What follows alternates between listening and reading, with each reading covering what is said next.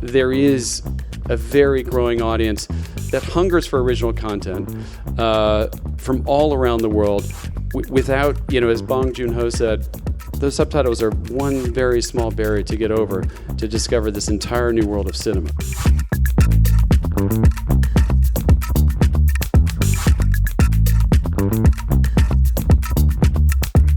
So you have a lot of European movies. You started with North American titles, and you launched them in the US in a time when it was getting difficult. I mean, in New York or in the big cities, the intelligentsia knew the new wave directors, the Italians, but this was lost and it got quite challenging. How did you manage to launch foreign language films in the North American market? Well, most people would say the Neon business plan was a terrible business plan. It really didn't have much else to offer except just a simple belief in cinema. And I think the two other additions to that were, one, completely agnostic about genre, country of origin, size. I view our entire slate as equally valuable, regardless of subtitles, whether it's a documentary or a horror film. To me, any year at Neon represents the best cinema the world has to offer, and we want to support it in theater. The second part was, a lot of people dismiss an under 35 audience as an audience that doesn't appreciate classic cinema, and that's just not true. And a lot of directors that we work with, we talk about, talking to Bong Joon-ho about Hitchcock.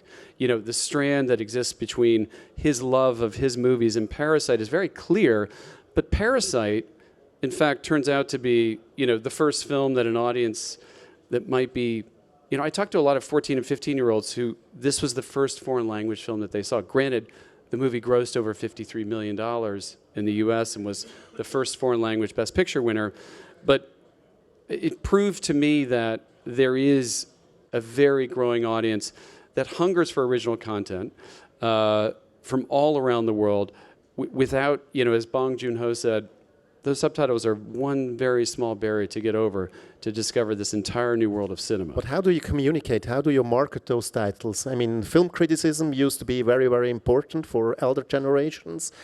It's not that important anymore. How do you reach out to those younger audiences? Is it social media or? So we try to engage with our audience as much as possible and engage with them in a way that we can understand, little ways.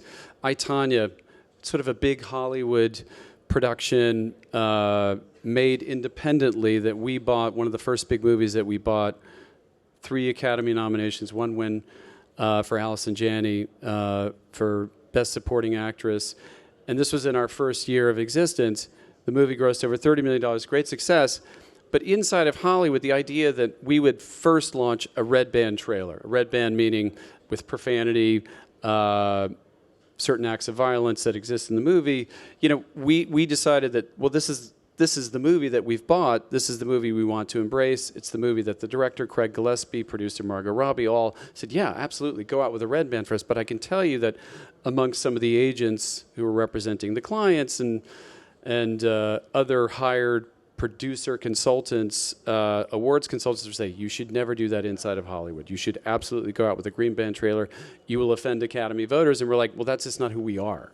So being confident about who you are, what the movie is, and little things like Anatomy of a Fall. That movie is extremely classic in the way that, it could be scenes from a marriage in one sense, but in another sense, we have no aversion to having fun inside of a very serious subject matter. The idea that Messi the dog is at the Academy luncheon. The idea that, this incredible 50 Cent cue is a big part of our social media campaign for the film. These are things that we feel very comfortable doing, and I'm not sure that a lot of other companies that exist as traditional distributors around foreign language films have embraced the same ethos. By the way, I remember we had a coffee meeting here last year. I just saw Anatomy of a Fall and was saying it's going to win the Palme d'Or. It would have been your fourth. It became your fourth. And of course, we all thought it's going to be the French candidate to the Oscars. which it didn't become. Did it actually help that they picked another one and it became kind of the film you had to embrace because there was he was unfair handled by the French? It's not a perfect system, and as I like to say, it's not Eurovision. One song, one country. Two incredible films, three incredible films can exist from one country and should be equally represented at the Academy Awards. Every company should have an opportunity to submit a film, though. That I absolutely appreciate. But the idea that Anatomy of a Fall is not selected to participate in the Best Foreign Language Film race, to me, was it's a travesty. And while I don't dislike the other film that was selected, I think both films should exist inside of that race. And unfortunately, I'm used to this. We've won for films that, may not have been the most highly coveted films of that year out of France, that were selected. And we've lost for films that I thought should have been automatically selected. Films like Portrait of a Lady on Fire, I felt was absolutely a missed opportunity. So having been through this before, we immediately said, and by the way, I want to be clear, I guaranteed the French committee, the selection committee who sat on the board to pick these films, I said, I've been in this room many times. I've never promised you an Academy Award.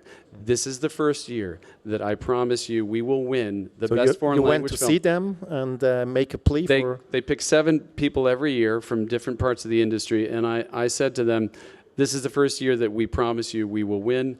It'll be the first French Academy Award since Indochine. And so even with that promise, we did not get selected.